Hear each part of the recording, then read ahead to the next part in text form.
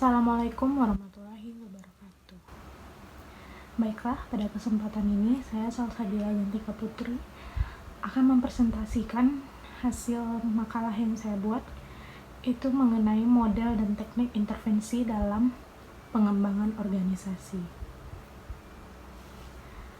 Yang pertama itu adalah intervensi. Model intervensi adalah suatu model time series yang dapat digunakan untuk memodelkan dan meramalkan data yang mengandung goncangan atau intervensi baik dari faktor eksternal maupun internal. Ada dua fungsi utama yang digunakan dalam model intervensi, yaitu fungsi step dan pulse.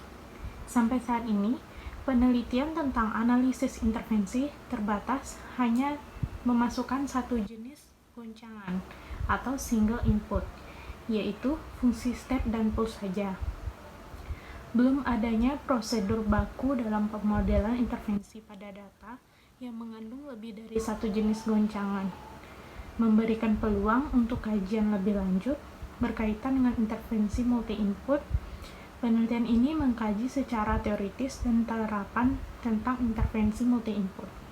Kajian teoritis dilakukan untuk mendapatkan prosedur yang tepat dalam pemodelan intervensi multi-input. Selanjutnya yaitu ada pengembangan organisasi. Pengembangan organisasi adalah program yang berusaha meningkatkan efektivitas keorganisasian dengan mengintegrasikan keinginan individu akan pertumbuhan dan perkembangan dengan tujuan keorganisasian.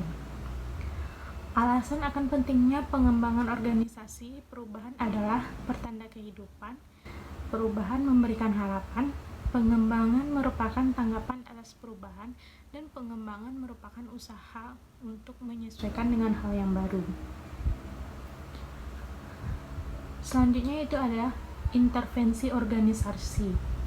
Intervensi pengembangan organisasi adalah serangkaian kegiatan terstruktur yang di dalamnya terdapat unit-unit organisasi terpilih, kelompok atau sasaran individu, melakukan tugas yang secara langsung atau tidak langsung.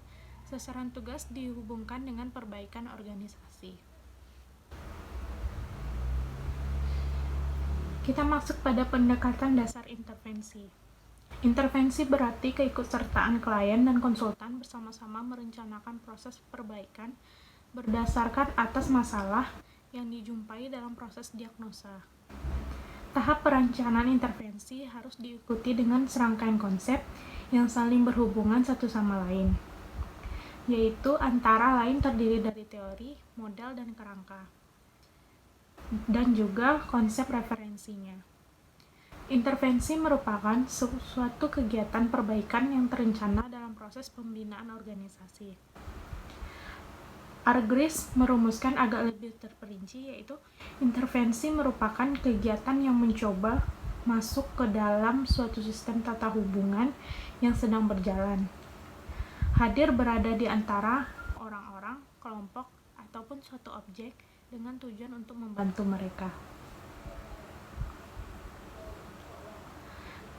Kita masuk pada bagian intervensi struktural.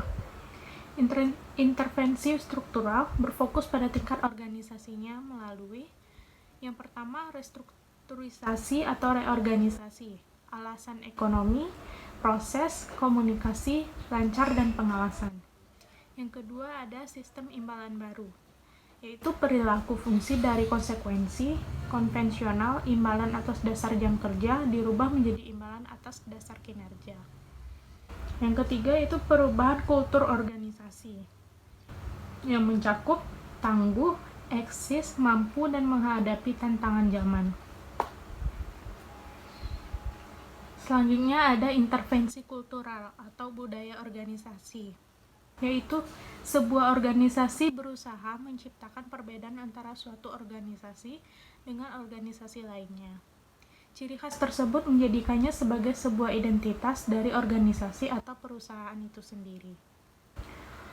Robbins dan Judge pada tahun 2008 menyebutkan kultur organisasi mengacu pada sebuah sistem makna bersama yang dianut oleh para anggota yang membedakan organisasi tersebut dengan organisasi lainnya. Budaya dipelajari dan membantu manusia dalam usaha mereka berinteraksi dan berkomunikasi dengan orang lain dalam masyarakat. Ketika nilai dan kepercayaan dalam budaya berbeda, beberapa orang harus melakukan penyesuaian diri. Karakteristik budaya organisasi menurut Lutyens pada tahun 1998 adalah: yang pertama, aturan-aturan perilaku, norma, nilai-nilai dominan, filosofi, peraturan-peraturan, iklim, dan organisasi. Sekian pemaparan materi yang bisa saya sampaikan. Terlebih terkurang saya mohon maaf. Wabillahi taufiq wal hidayah. Wassalamualaikum warahmatullahi wabarakatuh.